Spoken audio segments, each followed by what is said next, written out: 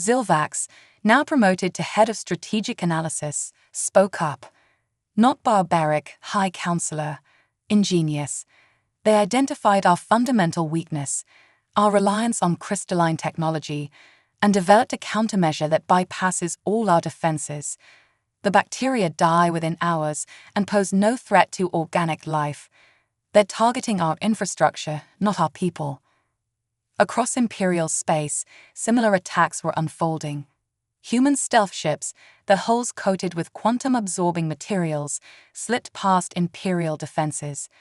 They didn't attack military targets directly. Instead, they targeted supply lines, communication relays, and industrial centers. The Empire's mighty war fleets found themselves cut off, their quantum communication networks disrupted by precisely targeted electromagnetic pulses. On the frontier world of Nexus VII, Imperial Governor Yixtal watched in horror as human raiders demonstrated another innovative tactic. They had hijacked the planet's weather control systems, using them to generate massive storms that grounded Imperial ships while civilian areas remained untouched. The raiders struck with surgical precision, destroying military installations before vanishing into the chaos. But it was in the digital realm that humanity's guerrilla warfare proved most devastating. Teams of human hackers, armed with AI systems specifically designed to interact with crystalline quantum computers, launched relentless attacks on Imperial networks. They didn't just steal information, they seeded doubt.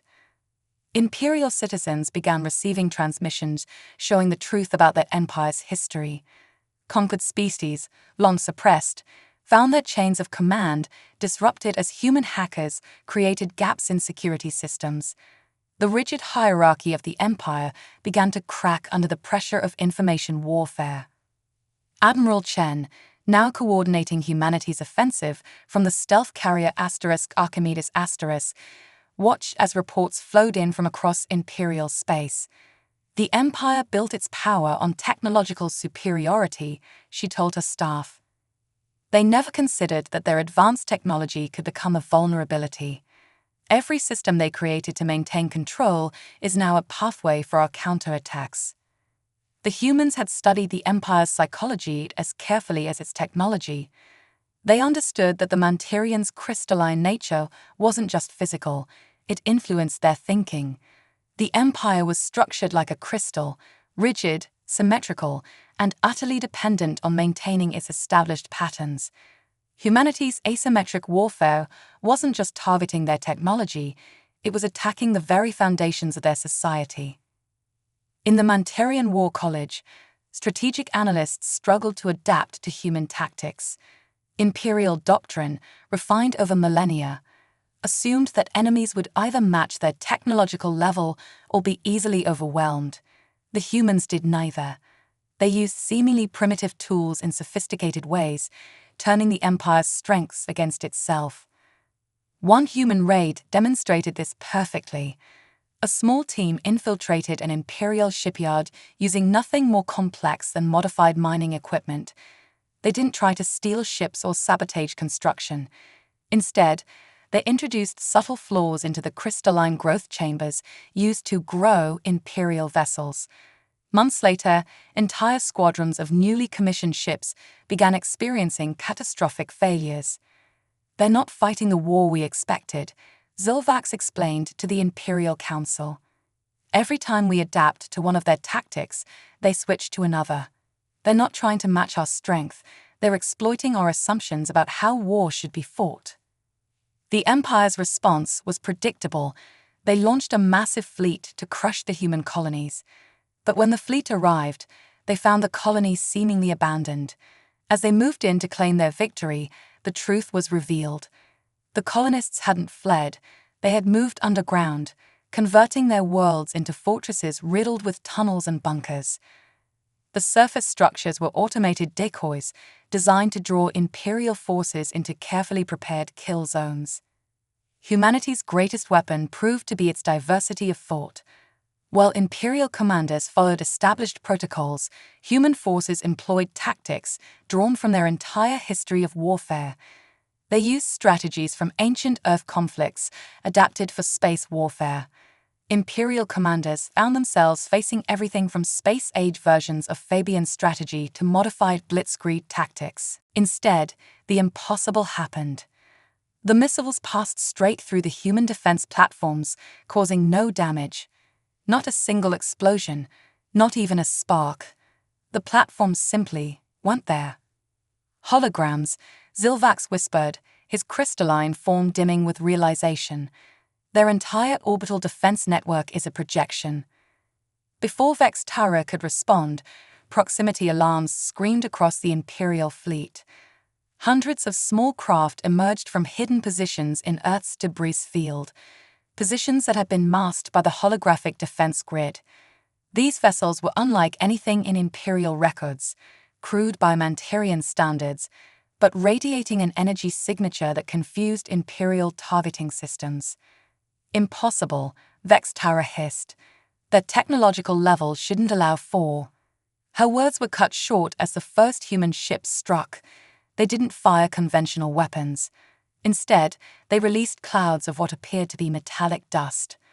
The Mantarian fleet's energy shields, designed to repel energy weapons and solid projectiles, did nothing to stop the microscopic particles. The dust cloud penetrated the crystalline hulls of 3 Imperial cruisers, then activated. Each particle contained a minimal AI core programmed with one purpose: disrupt crystalline structures at the molecular level. Within minutes, the proud Imperial ships began to dissolve from the inside out. Adapt, Vex Tara roared. Reconfigure shield frequencies. Launch fighter squadrons. But the humans had anticipated this too. As Imperial fighters deployed, they found themselves engaged not by enemy fighters, but by swarms of automated drones. Tiny, expendable, and absolutely fearless, the drones sacrificed themselves in waves, their explosions creating electromagnetic pulses that played havoc with the crystalline technology that powered Imperial ships. On the bridge of the UES Prometheus Admiral Sarah Chen, the same woman who had delivered humanity's warning during the diplomatic meeting, watched the battle unfold. Unlike the ornate Imperial command centers, the human bridge was utilitarian, hardened, built for war rather than ceremony. Phase 1 complete, Admiral, her tactical officer reported.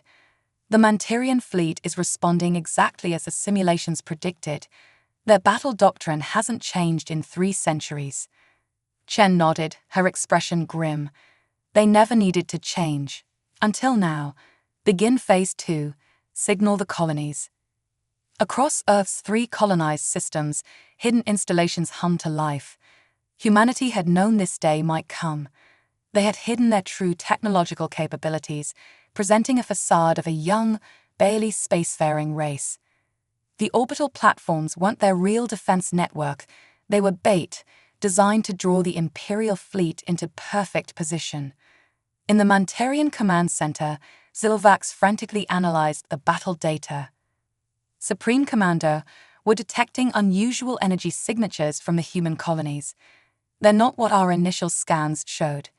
The colonies, they're not just settlements, they're fortresses. Vex Tara's crystalline form pulsed with rage. Impossible. Our intelligence was thorough. They couldn't have hidden. But they did, Zilvax interrupted, forgetting protocol in his urgency. The humans, they've been preparing for centuries, not just technologically. Look at their information networks. They're full of stories, scenarios, strategies for this exact situation. They've been thinking about this, planning for it, since before they left their atmosphere. The tactical display told the story. The Imperial fleet, designed for overwhelming force against conventional opponents, found itself caught in a web of unconventional warfare. Human ships didn't match Mantarian vessels in direct combat. Instead, they turned the Empire's technological superiority against itself.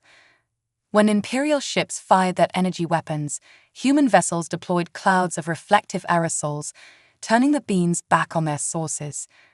When the Mantarians launched their feared boarding parties, they found ships crewed by robots, rigged to self-destruct. Every imperial tactic was met with a countermeasure that seemed primitive at first glance but proved devastatingly effective. Fall back. Vextara finally ordered, her pride warring with tactical necessity. Regroup at the secondary position. We need to recess. Her words died as new alerts filled the command center. The human colonies had launched their response, but instead of ships or weapons, they'd broadcast a signal that spoke directly to the crystalline technology that powered the Imperial fleet. No, Zilvax breathed, watching as ship after ship reported critical systems failure. They've been studying us, learning our weaknesses, the crystalline technology we thought made us invincible. They found a way to disrupt its basic structure. The psychological impact on Imperial forces was devastating. They had been trained to face enemies who fought according to understood principles of space warfare. Instead, they faced an enemy who might attack with sophisticated computer viruses one day and simplified kinetic weapons the next. Human forces would sacrifice advanced ships as decoys, then strike killing blows with swarms of cheap, automated drones. In the Imperial capital, now partially evacuated due to the bacterial attack, the High Council faced an uncomfortable reality. The Empire had spent millennia building the most powerful military force in known space, only to find itself vulnerable to an enemy that refused to fight according to the established rules of warfare. A junior analyst, reviewing human historical records, found a quote that chillingly predicted their current situation. The supreme art of war is to subdue the enemy without fighting. The humans weren't trying to match the Empire's strength. They were systematically dismantling its ability to project that strength. As the third month of unconventional warfare drew to a close, Admiral Chen recorded a message for the Imperial Council. You built an empire assuming that power flows from technological superiority. We built our defenses knowing that victory comes to those who adapt. You can still end this conflict. Recognize our independence, withdraw your forces, and we can work toward peaceful coexistence. Continue, and you'll learn that humanity's capacity for innovative warfare has only begun to reveal itself. The Empire stood at a crossroads.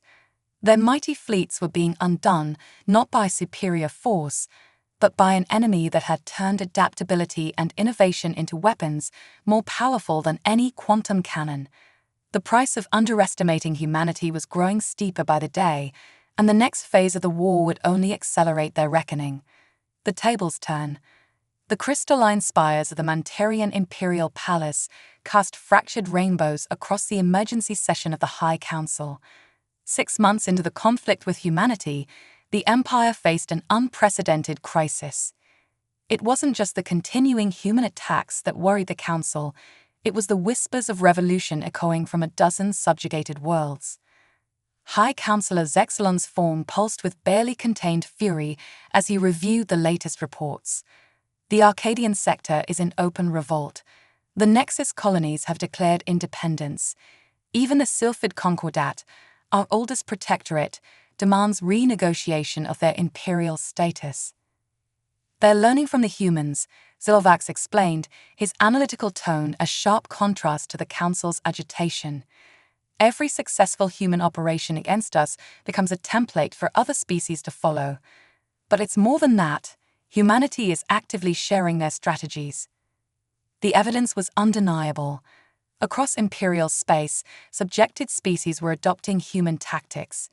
The Arcadians, once considered too primitive to pose a threat, had weaponized their world's native fungi to attack imperial crystalline structures. The Sylphids, masters of biotechnology, had reverse-engineered the human bacterial weapons and improved upon them. But the most shocking development came from deep within imperial territory.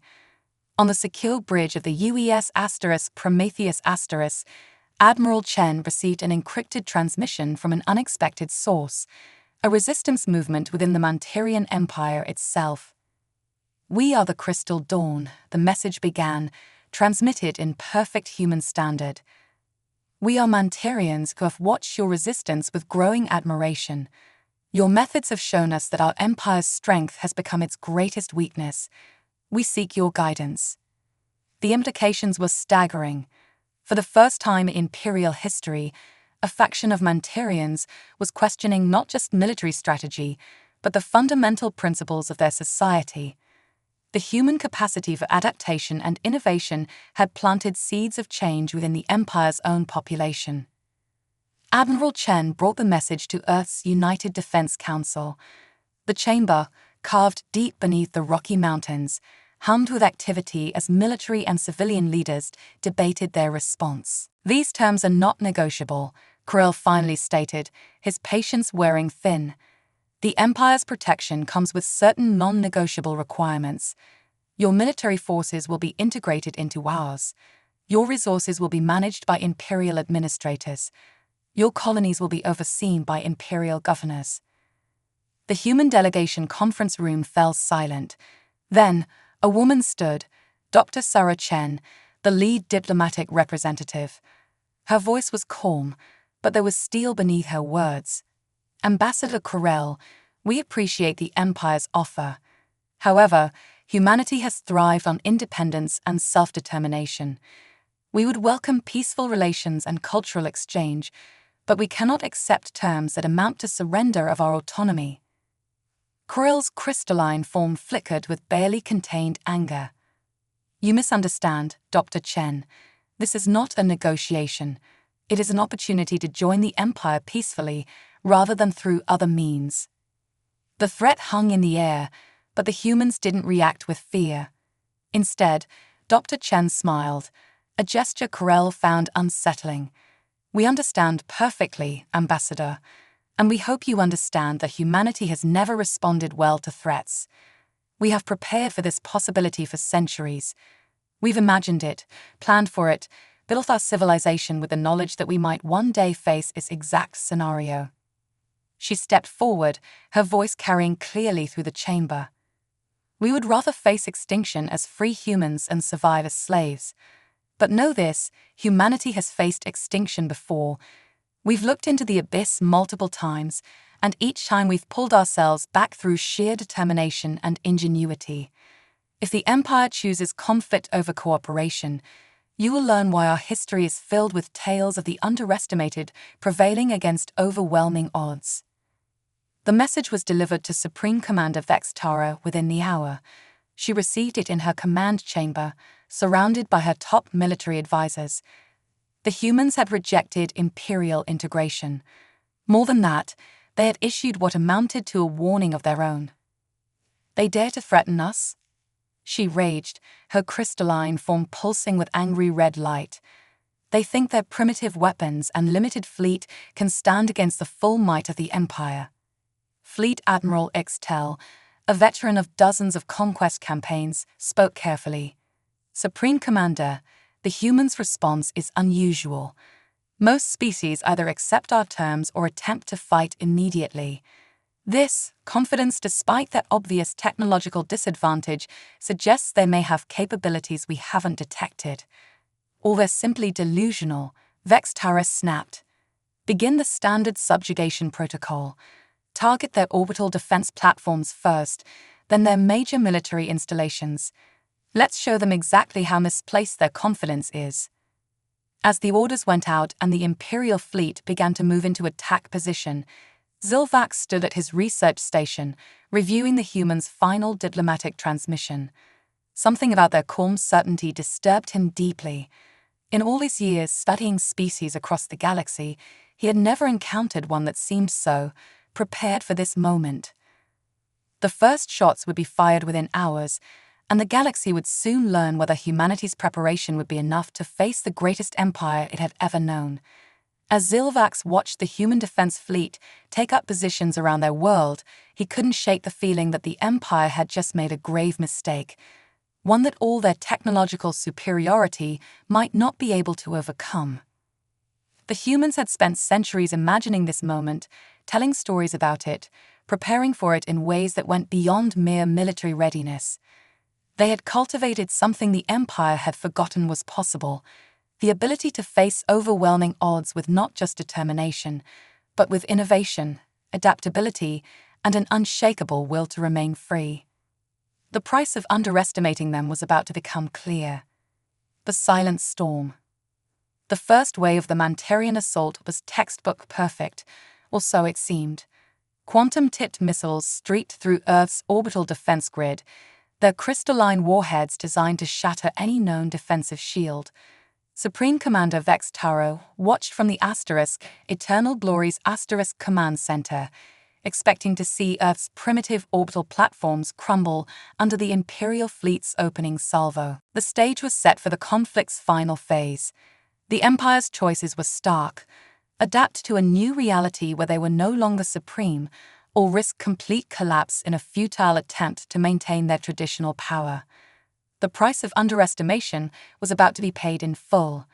Victory of the underestimated. 1 year after humanity's first contact with the Mantarian Empire, the galaxy witnessed something unprecedented. The Empire's crystal throne stood empty. The vast chamber, designed to amplify the Supreme Leader's crystalline resonance across 1,000 worlds, had fallen silent. In its place, a new sound echoed through Imperial space, the voices of billions demanding change. Supreme Commander Vex Tara, her once brilliant form now streaked with stress fractures, stood before the remnants of the High Council. "We've lost control of 30% of Imperial territory. The Crystal Dawn movement has infected every level of our society. And now," she paused, the words almost too painful to speak, "now we've confirmed that humanity has mastered our quantum crystalline technology." The confirmation had come at a devastating price. A week earlier, the Empire had launched its last-ditch effort to crush the human resistance, a massive fleet of their most advanced dreadnoughts, each powered by artificial quantum crystals grown over centuries. They expected to find Earth's defenses weakened by months of conflict. Instead, they found something impossible.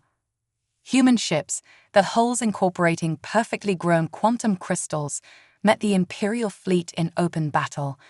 But these weren't crude copies of Mantarian technology. Humanity had taken the Empire's crystalline science and revolutionized it, combining it with their own innovations in ways the Mantarians had never imagined possible.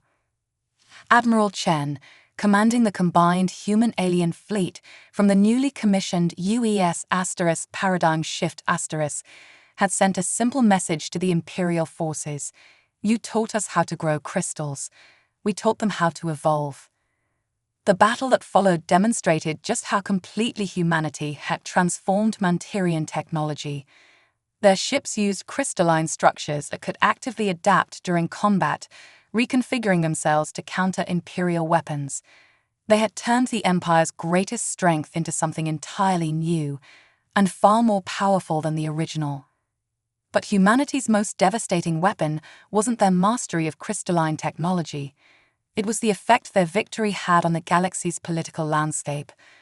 Across Imperial space, subjected species watched as the supposedly invincible Empire was outmaneuvered not just militarily, but culturally and technologically. The Crystal Dawn movement, which had begun as a small group of rebellious Mantarians, had evolved into a full-scale revolution. Young Mantarians, inspired by human adaptability, began experimenting with their own crystalline forms, creating new patterns that defied traditional Imperial aesthetics. The rigid hierarchy of Mantarian society began to crack under the pressure of new ideas. Zilvax, who had warned of humanity's potential from the beginning, now found himself addressing an emergency session of the remaining Imperial leadership. "We faced humanity expecting a primitive species learning to crawl into space. Instead, we found beings who had spent their entire history preparing for this moment, not through superior technology, but through superior thinking." He projected a hologram showing the spread of human influence through Imperial space. "They didn't just defeat our military, they transformed our society. Every world they touched began to change, to adapt, to evolve. They showed the galaxy that there are alternatives to rigid hierarchy and blind tradition." The final confrontation came not in battle, but in an unprecedented gathering on neutral ground. The crystalline citadels of the Mantarian homeworld hosted representatives from Earth, the Crystal Dawn movement, and every species that had broken free from imperial control. They came not to negotiate surrender, but to forge something entirely new. Admiral Chen, now serving as Earth's chief diplomat, stood before the gathered representatives. Her words, translated into every language and resonance pattern, would be remembered for generations. We didn't fight this war to destroy the Empire. We fought to prove that the galaxy is big enough for many ways of thinking, many ways of living, many ways of growing. The age of rigid empires is over. The age of adaptation and cooperation has begun. First Contact's folly. The vast observation deck of the Mantarian flagship *, Eternal Glory *, hummed with the soft vibration of its quantum engines as Supreme Commander Vex Taro watched Earth's blue-white sphere rotate slowly in the holographic display. Her crystalline exoskeleton refracted the dim lighting, casting prismatic patterns across the deck's polished surfaces. After 3 centuries of expanding their empire across the galaxy, the Mantarians had finally reached this unremarkable spiral arm, expecting nothing more than routine resource acquisition and perhaps a few primitive species to add to their protectorate. Instead, they found humans. Fascinating, isn't it? Chief Scientific Officer Zilvax moved to stand beside her, his smaller frame barely reaching her shoulder. They've managed to survive despite their biological inefficiencies. No natural armor, limited sensory capacity, and yet they spread to 3 planetary systems in less than 2 centuries, Vex Tara finished, her mandibles clicking in mild irritation. Have you completed your preliminary assessment? Zilvax produced a data crystal which projected detailed scans of human civilization. They're an anomaly, Supreme Commander. Their technological progression is highly irregular. They went from primitive combustion engines to rudimentary fusion drives in less than 300 years. Most species take at least a millennium to make such advances. Irregular doesn't mean impressive, Vex Tara responded, her crystalline fingers manipulating the holographic display to zoom in on various human settlements across Earth and its colonies. They're still centuries behind us. Their most advanced ships would be little more than pleasure crafts by our standards. The scientific officer's antennae twitched nervously. With respect, Supreme Commander, I believe we should exercise caution. Their adaptation rate is unprecedented. They've survived multiple near-extinction events, and each time they've emerged stronger. Their information networks show thousands of scenarios they've imagined about contact with alien life. They're prepared in a way we've never encountered before. Vex Tara's crystalline form shimmered with amusement. Prepared? They imagine scenarios, Zilvax. We've conquered 37 spacefaring civilizations. We don't imagine. We plan, we execute, we succeed. The Empire doesn't fear stories. The Defense Intelligence Division suggests a standard observation period of at least 50 cycles before any contact. Zilvax pressed on. There are concerning patterns in their conflict resolution methods. They're extraordinarily creative in warfare, often achieving victory through seemingly illogical strategies. The Supreme Commander turned away from the display, her towering form casting a long shadow. 50 cycles of observation would give them 50 cycles to advance further. No, we will proceed with standard diplomatic protocol, but I want our acquisition fleet in position within 3 planetary rotations. The humans will be given the same choice as all others: peaceful integration into the Empire or prompt subjugation. Zilvax's exoskeleton dulled slightly, a sign of resignation. As you command, Supreme Commander. I'll prepare the diplomatic delegation immediately. The delegation arrived on Earth 3 days later, landing their shuttle in a designated area outside the United Earth Government's headquarters in Geneva. The humans had detected the Mantarian fleet's arrival at the edge of their solar system and had been broadcasting welcome messages in thousands of languages ever since. Their response time and organization had surprised Vex Tara, though she wouldn't admit it. Ambassador Kroll stood before the human delegation, his translator working perfectly to convert his crystalline resonances into human speech. The humans had prepared well, Representatives from every major nation and colony were present, their faces showing a mix of excitement and caution that Corel found difficult to read. "People of Earth," Corel began, his form glittering under the chamber's lights, "I bring greetings from the Mantarian Empire, the greatest civilization in the known galaxy. We have watched your species progress with great interest, and we come offering you the opportunity to join our grand coalition of worlds." The human response was not what Corel expected. Instead of immediate gratitude or fear, they asked questions. Hundreds of them. About governance, about autonomy, about trade, about cultural exchange. They wanted details about every aspect of the Empire's structure, its laws, its history. They wanted guarantees of sovereignty, technological exchange protocols, and independent defense rights. "This is the opportunity we've been waiting for," Chen argued. "The Empire isn't just fighting us anymore, it's fighting an idea. The idea that rigid adherence to tradition and technological superiority isn't enough. That adaptation and innovation are more powerful than any weapon." The Council authorized Operation Renaissance, a bold plan to support not just military resistance against the Empire, but cultural and social revolution within it. Human hackers began flooding imperial networks with philosophical treatises on democracy, innovation, and self-determination, translated into crystalline resonance patterns that spoke directly to Mantarian psychology. On the frontier world of Nexus VI, the first joint human-alien operation demonstrated the power of this new alliance. Human stealth ships provided cover, while Sylphid biotechnology experts and Arcadian guerrilla fighters struck at Imperial infrastructure. The operation's success sent shockwaves through Imperial command, that enemies were no longer just adapting human tactics, they were improving upon them.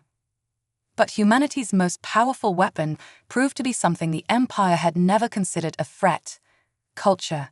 Human art, music, literature, and especially their stories of resistance against overwhelming odds began spreading through Imperial society. Young Mantarians, raised on tales of Imperial superiority, found themselves drawn to human narratives of change and revolution. The Crystal Dawn movement grew rapidly, its members adopting human-inspired ideas about governance and society. They began questioning the Empire's rigid hierarchies, its resistance to change, its assumption of inherent superiority. The movement's symbol, a crystalline structure deliberately grown in an asymmetrical pattern, appeared in imperial cities, a silent challenge to traditional Mantarian aesthetics. In response, the Empire attempted to crack down on cultural contamination, but they discovered what humans had known for centuries: ideas, once spread, are impossible to contain. The more the imperial authorities tried to suppress human influence, the more attractive it became to their population. Zilvax, watching the transformation from his position in imperial intelligence, understood what many of his colleagues couldn't accept. The Empire wasn't just losing a military conflict, it was losing a cultural war. Human adaptability wasn't just a military strategy, it was a fundamental approach to existence that challenged everything the Empire stood for. The turning point came 8 months into the conflict. A joint fleet of human, Sylphid, and rebel Mantarian ships launched a daring raid on one of the Empire's most secure research facilities.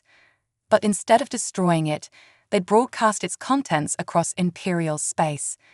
The facility had contained proof of centuries of Imperial deception, evidence that many of the Empire's claimed technological achievements had been stolen from conquered species.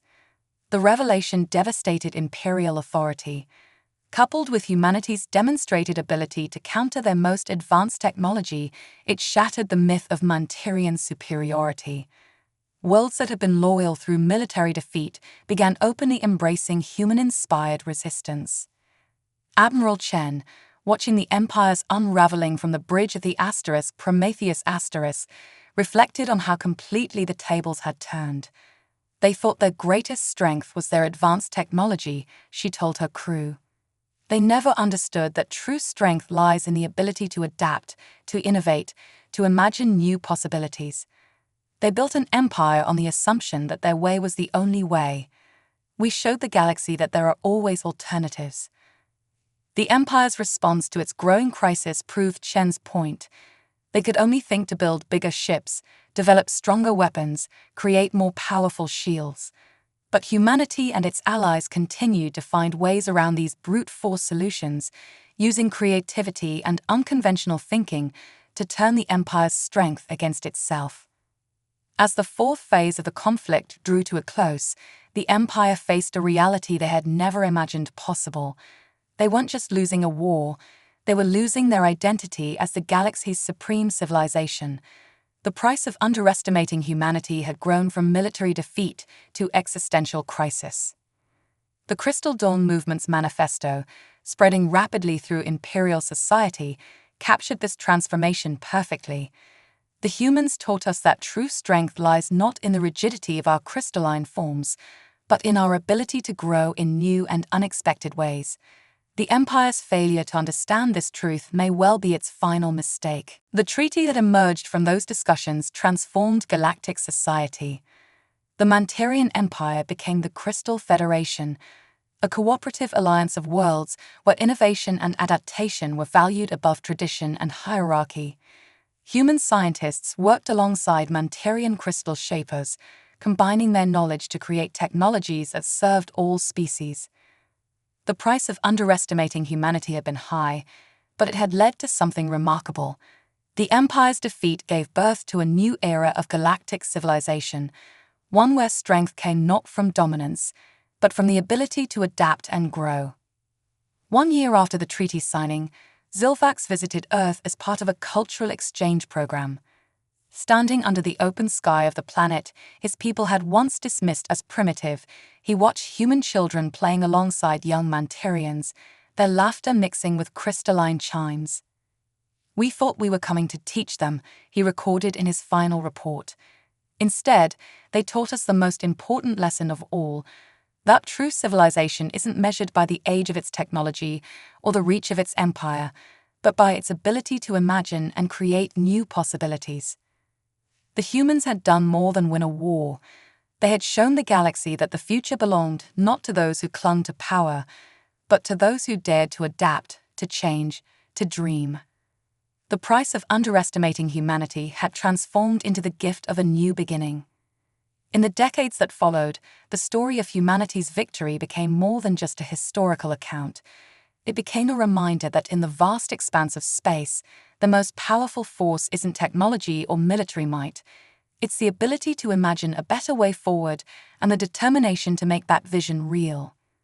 The price of underestimation had been paid in full, and the galaxy was richer for it. On Earth, in hardened bunkers deep beneath the surface, teams of scientists and engineers monitored the battle.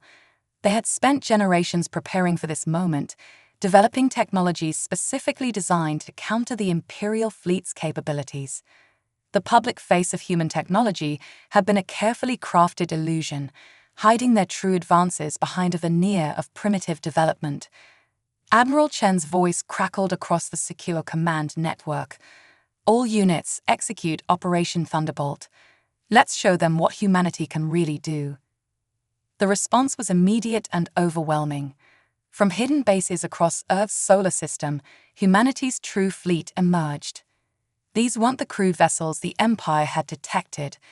These ships were the product of centuries of focused development, built not to match Mantarian technology, but to counter it specifically. The Imperial fleet found itself trapped between multiple attack vectors, their supposedly superior technology turned against them by an enemy they had fatally underestimated. Humanity had studied the Empire's tactics through covert observation posts in neighboring systems, learning their weaknesses, developing countermeasures, and waiting for the right moment.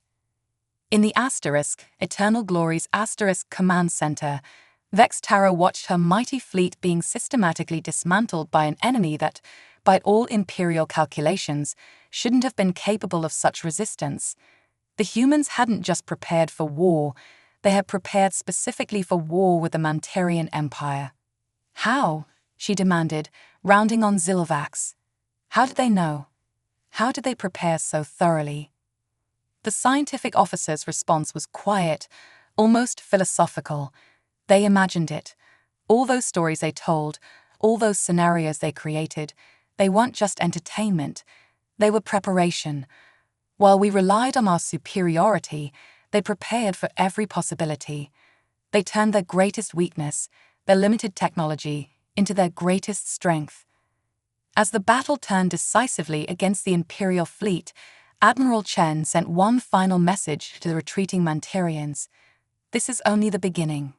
You thought us primitive because we haven't existed as long as you. But we spent our short history learning, adapting, preparing. You didn't just underestimate our capabilities, you underestimated the power of human imagination and determination. Remember this day. Remember the price of underestimating humanity. The first major battle for Earth's independence was over. But as the Imperial fleet retreated in disarray, everyone knew this was just the beginning. The Empire would return, probably with a larger force. But humanity had revealed only a fraction of its preparations. The silent storm they had unleashed was just the first wave of a resistance centuries in the making. The price of underestimation was high, and the Empire had only begun to pay it. Unconventional warfare. 3 months after the failed invasion of Earth, the Mantarian High Command gathered in their crystalline citadel on the Empire's capital world. The chamber, usually a testament to imperial might, now felt oppressive with the weight of recent failures. Supreme Commander Vex Tara stood before the Imperial Council, her once brilliant crystalline form dulled with stress. The humans have spread like a virus through our outer territories, she reported, projecting a galactic map showing dozens of red indicators where Imperial forces have been attacked. They don't attempt to hold territory or engage in conventional warfare. They strike without warning, using methods that defy military doctrine. High Counselor Zextalon leaned forward, his ancient form casting prismatic shadows. Explain how a species confined to 3 systems is now threatening Imperial holdings across 2 spiral arms. Before Vex Tara could respond, long-range sensors detected multiple anomalies. The capital's defensive grid lit up with warnings as hundreds of small objects dropped out of quantum space. They weren't ships, they were too small, too simple. The objects broadcast a single message on all frequencies, in perfect Mantarian crystalline resonance. Your shields are impressive, but they can't stop what's already inside. The objects detonated, releasing clouds of engineered bacteria. The microscopic organisms had been designed with one purpose: to consume the specific crystalline compounds that powered Imperial technology. Within hours, entire city blocks of the crystalline capital began to deteriorate. Barbaric. Zextalon raged as evacuation orders echoed through the city. They dared to attack the Imperial capital with biological weapons.